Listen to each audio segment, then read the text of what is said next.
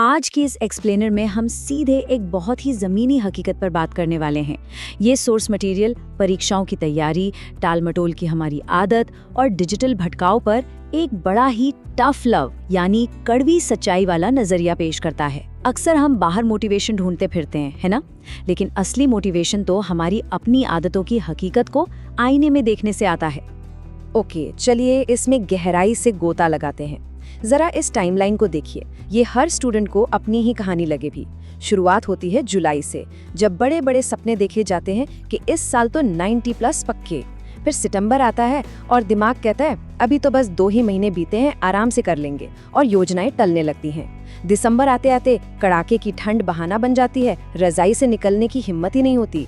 और आखिरकार फरवरी में सारी उम्मीदें धरी की धरी रह जाती हैं और बस फर्स्ट डिवीजन या किसी तरह पास होने की घबराहट हावी हो जाती है। और जब परीक्षाएं बिल्कुल सिर पर आ जाती हैं तो हताशा कुछ इस तरह बाहर आती है। एक स्टूडेंट खुद से ही झल्लाकर पूछता है, यार ये पढ़ाई आखिर बनाई किसने है?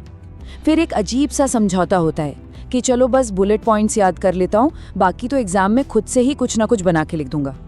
एग्जाम हॉल में दूसरों को सप्लीमेंट्री कॉपियां भरते देख जो पसीना छूटता है और रिजल्ट के दिन जो डर लगता है, वो असल में उसी टालमटोल का सीधा नतीजा है जो पूरे साल की गई।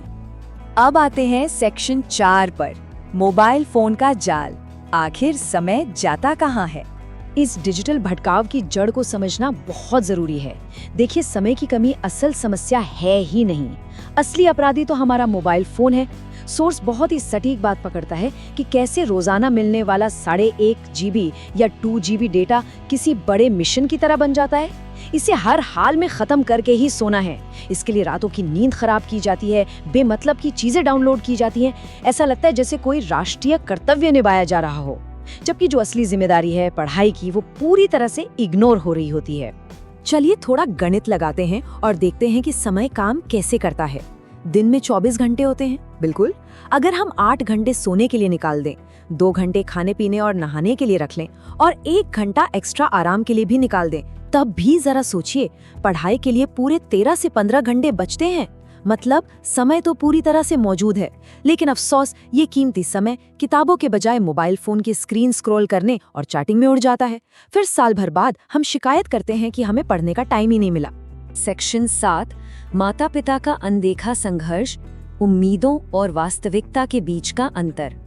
और ये स्लाइड बहुत ही शानदार तरीके से उस कड़वी सच्चाई को सामने लाती है जहां माता पिता के बलिदान और स्टूडेंट्स की हरकतों के बीच एक बहुत गहरी खाई बन चुकी है। एक तरफ माता पिता बड़े गर्व से रिश्तेदारों को बताते हैं कि हमारा बच्चा इंटरनेशनल इंग्लिश मीडियम स्कूल में पढ़ता है, उनका सीना गर्व से चौड़ा हो रहा होता है। लेकिन दूसरी तरफ असली हकीकत क्या है? वही बच्चा रजाई के अंदर छुपकर कोई नई वेब सीरीज निपटा रहा होता है। ये सीधे सीधे उन माता पिता के विश्वास और उनके देखे गए सपनों के साथ धोखा है।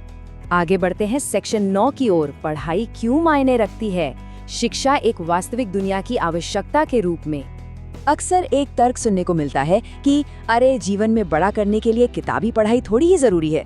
लेकिन सोर्स यहाँ एक बहुत ही जबरदस्त और हाई स्टेक सवाल उठाता है। सोचिए, क्या होगा अगर एक हवाई जहाज बनाने वाला अपनी कैलकुलेशन में थोड़ी सी भी गलती कर दे? अगर उसने अपनी पढ़ाई ठीक से नहीं की होगी या क्लास में उसका ध्यान भटका होगा, तो उसका बनाया हुआ वो जहाज सीधे जमीन पर आ गिरेगा। ये एनालॉजी एकदम साफ दिखाती है कि फोकस और पढ़ाई की कमी के रियल वर्ल्ड में कितने भयानक परिणाम हो सकते हैं। हवाई जहाज के इसी उदाहरण को एक डॉक्टर के पेशे से जोड़कर देखिए। छोटी छोटी बातें बहुत बड़ा असर डालती हैं। अगर एक डॉक्टर ने अपने मेडिकल के दिनों में ठीक से पढ़ाई नहीं की है, तो सोचिए क्या होगा। वो बुखार के मरीज को दस्त की दवा पकड़ा सकता है। तो मुद्दा ये है कि शिक्षा सिर्फ कोई डिग्री या परीक्षा पास करने का ठप्पा नहीं है। ये असल में योग्यता हासिल करने, कॉम्पिटेंट बनने और लोगों की जान बचाने के बारे में है। सेक्शन 12, सफलता की कुंजी, बचे हुए समय के साथ अपनी क्षमता को खोलना। अब आते हैं समाधान पर। सोर्स का मैसेज एकदम क्लियर है।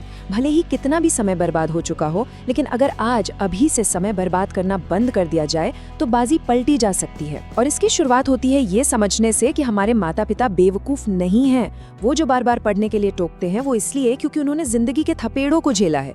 वो सिर्फ इसलिए इतना जोर देते हैं ताकि उनकी अगली पीढ़ी को उन भारी परेशानियों का सामना ना करना पड़े जिनसे वो खुद गुजर चुके हैं। सोर्स में एक बहुत ही खूबसूरत और पावरफुल बात कही गई है, किताबें आपकी सबसे अच्छी दोस्त है। ये जो किताबों के पन्ने ब्लैक एंड व्हाइट नजर आते हैं ना, असल में यही पन्ने आपके आने वाले जीवन को सबसे ज्यादा रंगीन बना देंगे। ये एक वादा है कि अगर बचे हुए समय में भी पूरी ईमानदारी झोंक दी जाए तो इंसान अपनी खुद की उम्मीदों से कहीं बेहतर रिजल्ट ला सकता है। तो अंत में ये पूरा एक्सप्लेनर हमें एक बहुत ही गहरे सवाल के साथ छोड़ जाता है। क्या शिक्षा रूपी इस चाबी का इस्तेमाल हम उस दरवाजे का ताला खोलने के लिए करेंगे जिसके पीछे सफलता हमारा इंतजार कर रही है? ये सिर्फ एक इंडिविजुअल की बात नहीं है, बल्कि अपने ज्ञान से पूरी दुनिया में देश का नाम रोशन करने के बारे में है। तो क्या आप इस जिम्मेदारी को उठाने के लिए तैयार हैं? सोचिएगा जरूर। जुड़े रहने के लिए बहुत बहुत धन्यवाद।